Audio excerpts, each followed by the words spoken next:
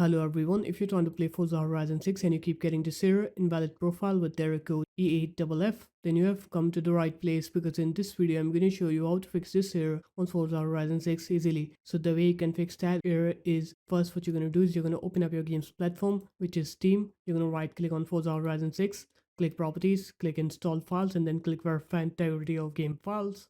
Once you do that, now what you're going to do is you're going to close this up. You're going to open up your Explorer, go to your C drive, Xbox games, game save, PGS, and here you're gonna have a folder with a name like this. Now what you're gonna do is you're gonna copy this file and put this file as a backup into any other location. So in my D drive, for example, paste it here, and now you're gonna go back to that PGS folder.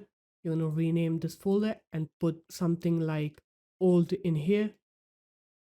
And now what you're gonna do is you're gonna close this up, and then you're going to go ahead and launch Forza Horizon 6. And once you launch the game, you're going to wait for a minute or two before you click on play. And once you click on play, it will most definitely fail the sync process. It will say sync failed. You're going to click on to go offline. Then you're going to play the game for a minute or two on offline, and after that you're going to try to connect online. And once you connect online, now your game should work. So there it is guys, that's how easy it was. If you guys found this video helpful, make sure to leave a like, comment, and subscribe to the channel, and I'll see you in my next video. Peace.